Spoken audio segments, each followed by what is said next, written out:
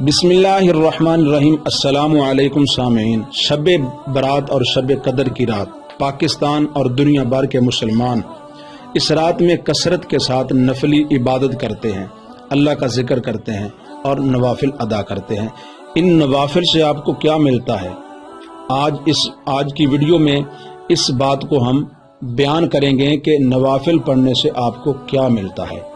اس سے پہلے آپ سے گزارش ہے، اگر آپ نے ابھی تک ہمارے چینل کو سبسکرائب نہیں کیا تو جلدی سے ہمارے چینل کو سبسکرائب کر لیں اور بیل آئیکن کو ضرور پریس کریں۔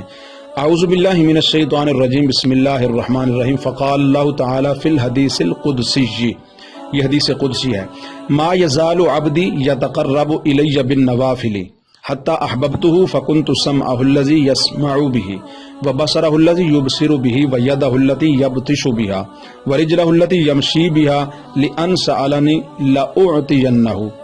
حضور صلی اللہ علیہ وسلم فرماتے ہیں کہ اللہ تعالیٰ فرماتا ہے، میرا بندہ میرا قرب حاصل کرنے کے لیے نوافل ادا کرتا ہے اور نوافل کی کثرت سے وہ میرا قرب پا لیتا ہے، حتیٰ کہ میں اسے اپنا محبوب بنا لیتا ہوں، اور جب اسے محبوب بنا لیتا ہوں تو پھر میں اس کے کان ہو جاتا ہوں، اس کی آنکھ ہو جاتا ہوں، اس کے ہاتھ ہو جاتا ہوں، اس کے پاؤں ہو جاتا ہوں۔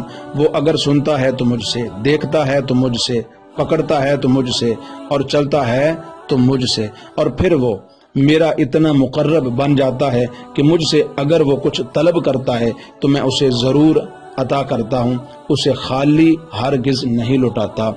تو نفل پڑھنے والے کو اللہ کا قرب ملتا ہے، یہ بات یاد رکھیں۔ ہر نفل پڑھنے والے کو اللہ کا قرب نہیں ملتا۔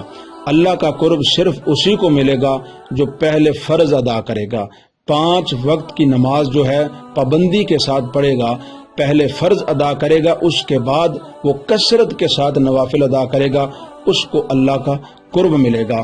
تو جو لوگ سارا سال نماز نہیں پڑھتے یا کبھی کبھار ایک آدھی نماز پڑھ لی، اور شب برات اور شب قدر کی رات اگر وہ کثرت کے ساتھ نوافل بے شک پڑھتے رہیں، ان کو اللہ کا قرب نہیں ملے گا۔ ہاں، ان نوافل کی برکت سے اللہ پاک اس کے گناہوں کو معاف فرما دے گا، اللہ پاک اس کی توبہ کو قبول فرمائے گا اگر وہ کرے گا، اللہ پاک اس کی رزق میں برکت عطا فرمائے گا۔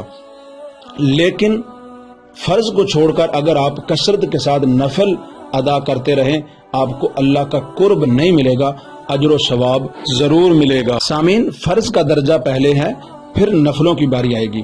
کارخانوں میں، فیکٹریوں میں، ملوں میں مزدوروں کا ایک اصل ٹائم ہوتا ہے اور ایک اوور ٹائم۔ اوور ٹائم کا مرتبہ اصل ٹائم کے بعد ہوتا ہے۔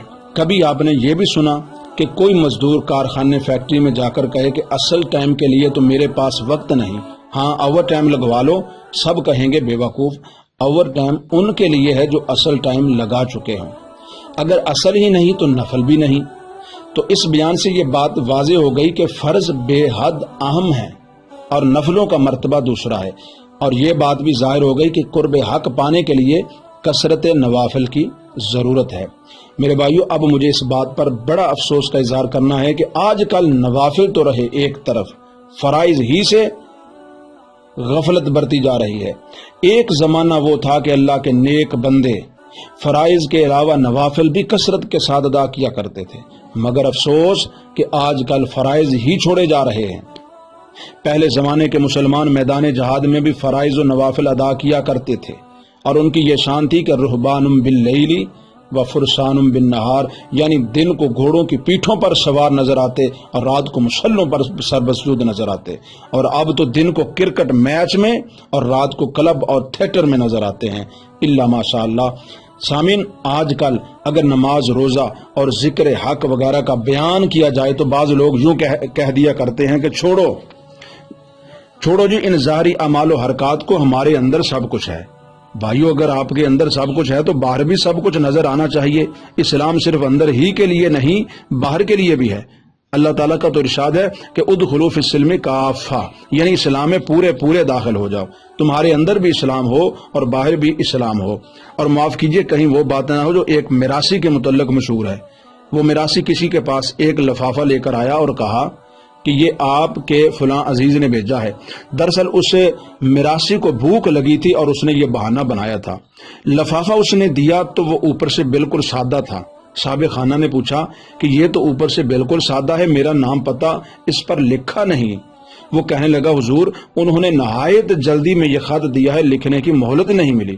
صاحب خانہ نے سوچا چلو اوپر نہیں تو اندر تو کچھ لکھا ہوگا، چنانچہ اس نے لفافہ کھولا تو اندر بھی کچھ نہ تھا، ایک سادہ ہی کاغذ نکلا۔ پوچھا بھائی اندر بھی سادہ ہی کاغذ نکلا، یہ کیا بات ہوئی؟ میراثی نے کہا جناب میں عرض کر چکا ہوں وہ بہت جلدی میں تھے، نہ اوپر کچھ لکھ سکے نہ اندر ہی کچھ لکھ سکے۔ تو بھائیو جس لفافہ کے اندر کچھ لکھا ہو تو باہر بھی تو کچھ لکھا ہی جاتا ہے، کہیں ایسا تو نہیں کہ جلدی میں مسلمان بن گئے، نہ باہر کچھ اور نہ اندر ہی کچھ۔ خدا نہ کرے کہ ایسا ہو، آپ مسلمان ہیں اور مسلمان کی یہ شان ہے کہ وہ اپنے خالق حقیقی کا قرب حاصل کرنے کی کوشش کرے، اور اس کا قرب فرائض اور نوافل کی ادائیگی سے حاصل ہوتا ہے، اور وہ ان طریقوں کو دیکھتا ہے جو خدا رسول نے بتائے۔ یورپ کی طرف وہ نہیں دیکھتا، یورپ کے طریقے قرب حق کے نہیں بود حق کے ہیں۔ مولانا رومی رحمت اللہ تعالی علیہ فرماتے ہیں ایک شخص ایک عورت کے پیچھے پیچھے چلنے لگا، عورت نے پوچھا تو میرے پیچھے کیوں آ رہا ہے؟ وہ بولا میں تیرا عاشق ہوں۔ عورت بولی میرے پیچھے میری بہن آ رہی ہے، وہ مجھ سے زیادہ خوبصورت ہے۔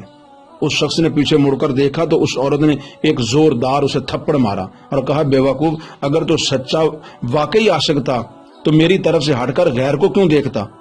تو نے کیوں دیکھنے کی کوشش کی غیر کو؟ جا تو جھوٹا عاشق ہے۔ بھائیو اسی طرح تم نے اگر کلمہ پڑھ لیا ہے اور تمہارا دعویٰ ہے کہ تم مسلمان ہو تو اب تمہاری نظریں بھی اسلام ہی کی طرف رہیں۔ اگر یورپ کی طرف دیکھو گے تو تم جھوٹے قرار پاؤ گے۔ سچے مسلمان غیر اسلامی تہذیب کو کبھی نہیں اپناتے۔ پس اللہ کا قرب پانا ہے اور اس کا محبوب بننا ہے تو نمازیں پڑھو، روزے رکھو، نفل پڑھو اور دیگر فرائض کو بھی ادا کرو۔ سامعین اگر ویڈیو اچھی لگے اسے لائک اور شیئر ضرور کیجیے گا۔ اگلی ویڈیو تک کے لیے اجازت دیجیے، اللہ حافظ۔